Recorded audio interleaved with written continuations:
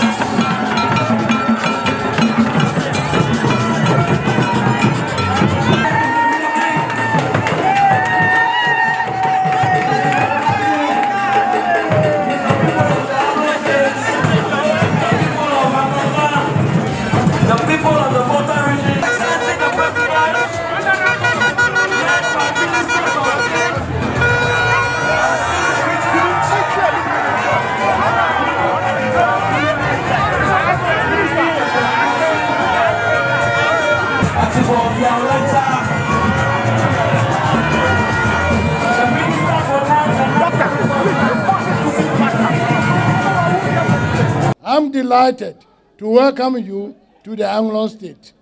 I commend you for the laudable policy of one district, one factory, planting for food and jobs, among other initiatives. It will enhance the creation of jobs for my people, since we are bedeviled with high rate of unemployment. So we were here today to commission the Angloga Shopping Center. Phase 1 of that project was began in the era of the NDC government, and Phase 2 was began and completed in the MPP era. So if you remember, when we were campaigning, I said that if by the grace of God, the Ghanaian people were to give me their confidence and I was to come in, I would make sure that whatever had been started by my predecessor, I would complete it. That's exactly what's happening here today.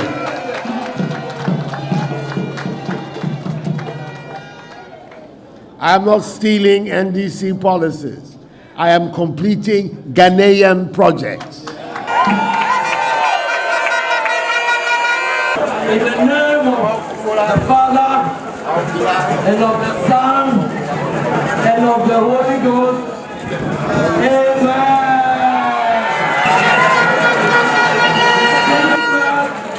Was unveiled by His Excellency Nana Akufo-Addo.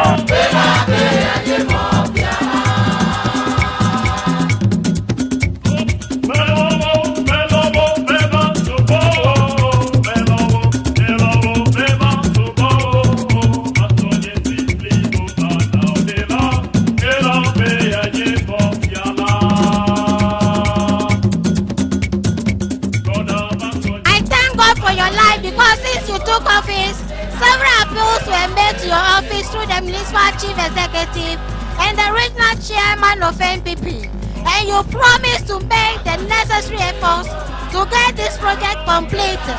I'm not surprised you are here today to commission this project because you are always noted to be a man of action.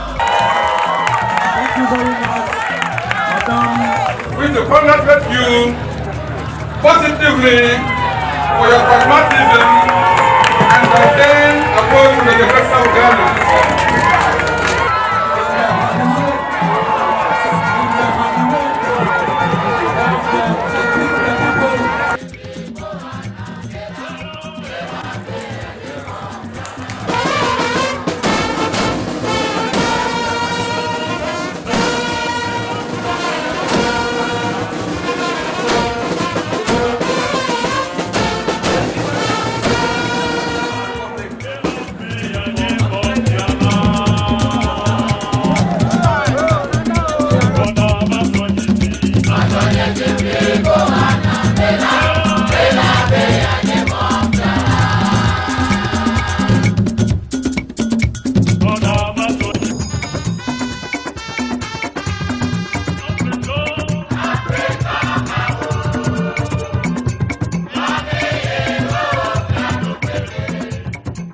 There is a multi-purpose pitch for basketball, tennis, and all the other facilities that you can think of for any stadium.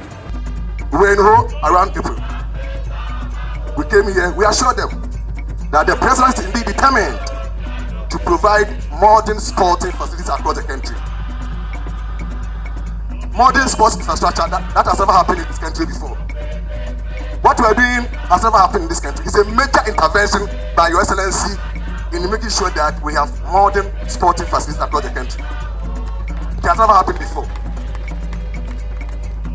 These projects that we are doing across the country, the 10 of them will be commissioned by yourself next year.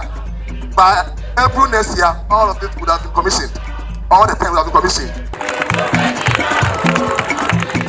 Adaklu has faced a lot of challenges over the years in our water problems.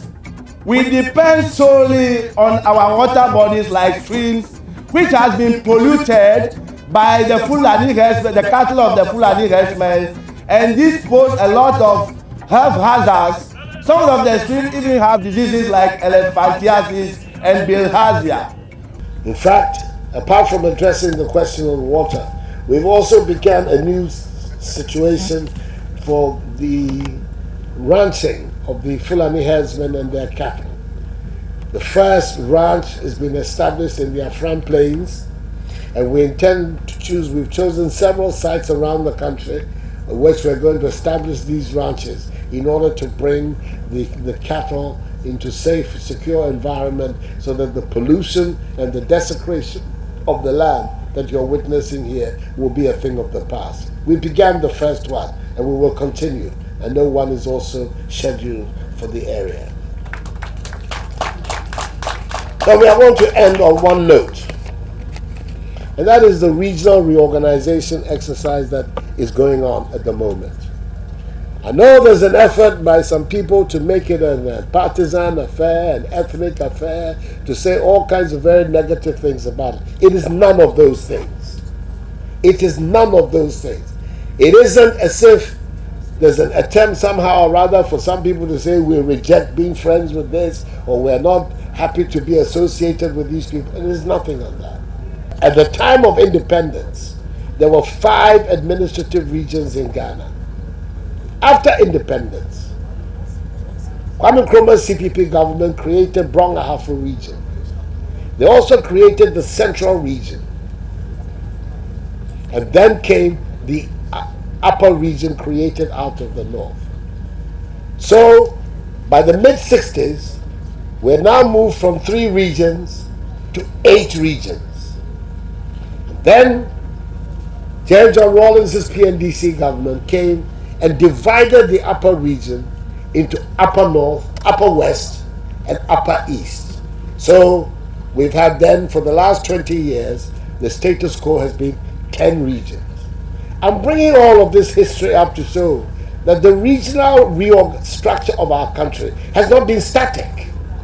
It has taken into account developments, population developments, the need to improve the quality of governance, and take it closer and closer to the people, because that is the most effective government that we have.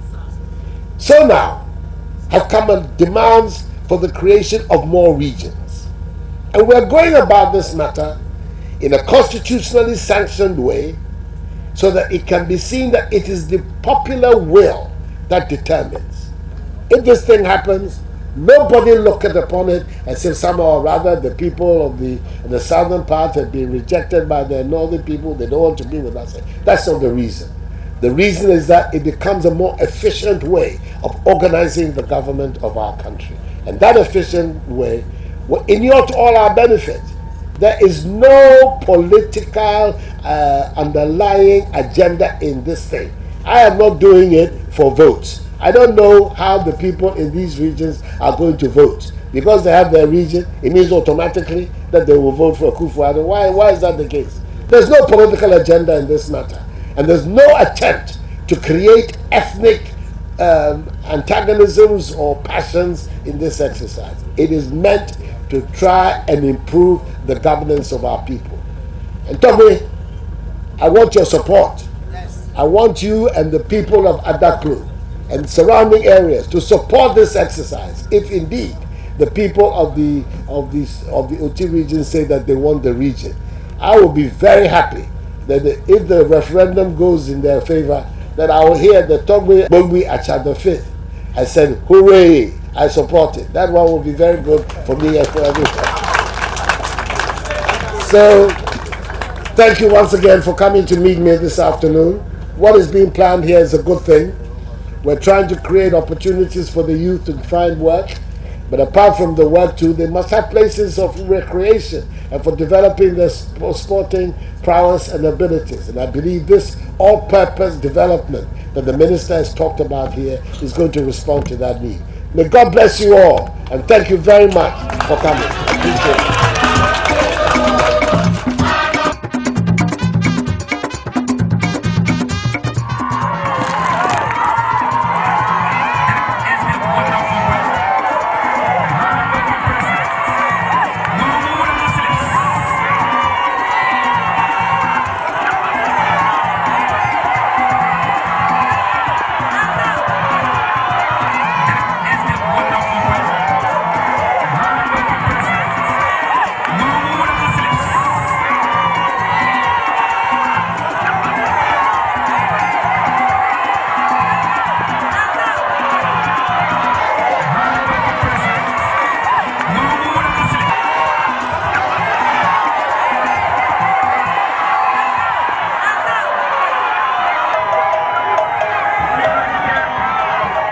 I want to assure you that advanced steps have been made and taken, and we are in close contact discussion with all the 7 contractors working on the Eastern Corridor Road. Togweo, Mamao, the people of Volta region, I want to assure you that from now onwards, you are going to see and witness for yourself a renewed effort that will be sustained to work on the Eastern Corridor. It is the determination of His Excellency, the President, that by the end of the first term, the entire stretch of the Eastern Corridor will see day of light. The roads throughout our country are in a poor shape. In 2016, when we were on the campaign, I came here. I also went to the Volta, the Western region, this famous Eastern Corridor. And I said that President Mahama was saying that the period of his office has seen infrastructural development that we had never seen in Ghana before. Unprecedented infrastructural development. I hope you remember this expression, unprecedented. And then I said, I don't see this unprecedented development. Everywhere I go, I'm on bad roads. He said I was asleep on the road And that is why I didn't see the good development that had taken place. Today I've come on the Eastern Corridor Road, and I didn't sleep 1 inch. I couldn't sleep. Boom, boom, boom, boom, boom, boom, boom, boom, boom, boom, boom, boom, boom, boom. How can I sleep on these roads?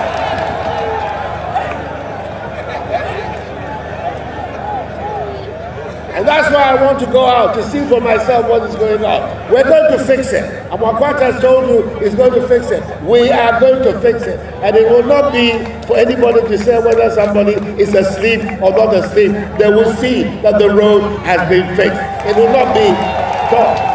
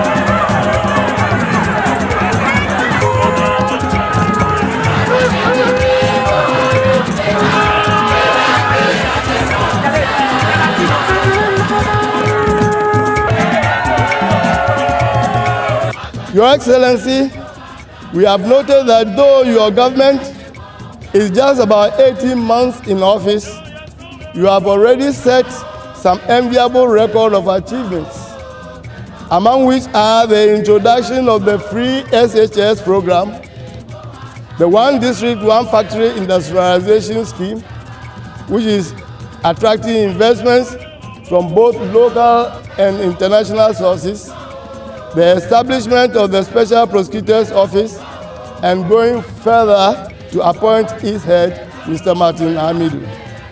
For those of us in this OT area, the greatest achievement of the government of Nana Akufo-Addo, which in our estimation has passed that of any other government since independence, is his acceptance of our petition for the creation of the OT region and taking the necessary steps to ensure the full realization of our dreams.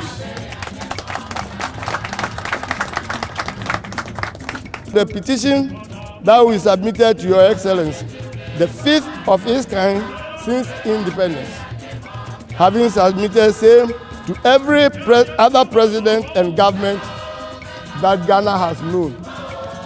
You have, by this singular act of acceding to our petition, distinguished yourself as a very honest, caring, and listening president. We thank you for that.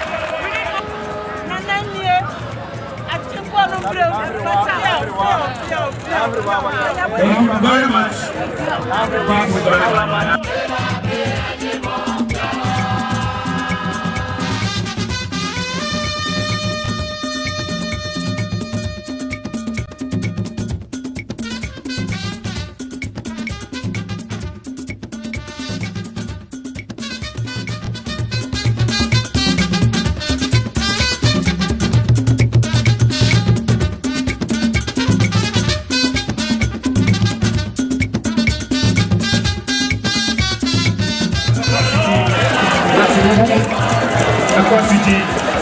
Yes.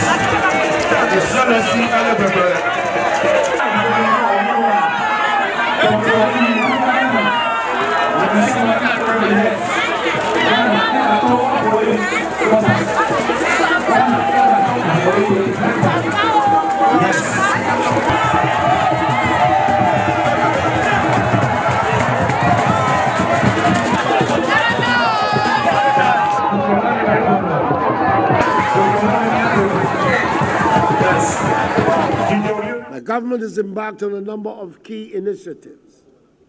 We're gathered here today for two of them: Planting for Food and Jobs and One Village, One Dam, under which we intend, in real, practical, and demonstrable terms, to transform the agricultural landscape of this nation by enabling our people, one, to be self-sufficient in food production right across the value chain, and secondly, have access to water across the country and throughout the years.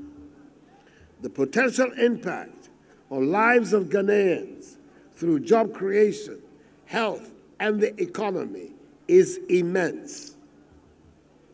We're here this afternoon to witness the official commencement of one such project, the rehabilitation and expansion of Bong Left Bank Irrigation Project, KLBIP.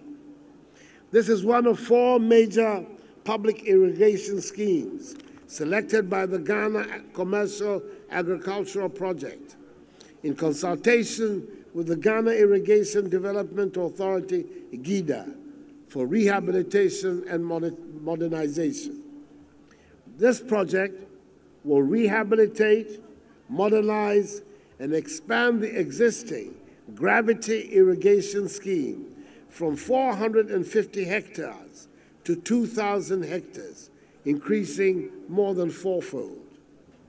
Unsuccessful completion. Water made available by the modernized and expanded dam should increase food production through increased cropping intensity as a result of a more reliable supply of water. This supply will be directly available to 17 communities of a combined population of over 6,000 people. Some of the benefits to the neighboring communities are the earnings of smallholder farmers through double cropping under irrigated conditions will increase multifold. Farm employment, which at present stands at approximately 178,000 man-days per year, will increase to about 405,000 man-days per year after project implementation. The project will also lead to the creation of jobs and, in addition, to the completion of various agribusinesses down the value chain. Based on a comprehensive evaluation, 9 crops have been selected for cultivation under the scheme. These are rice, maize, soybean, cowpea, pepper, okra, cabbage, watermelon, and butternut squash. The irrigated area will be cropped twice a year, resulting in a 200% cropping intensity and a total crop area of 4,000 hectares Yeah, yeah.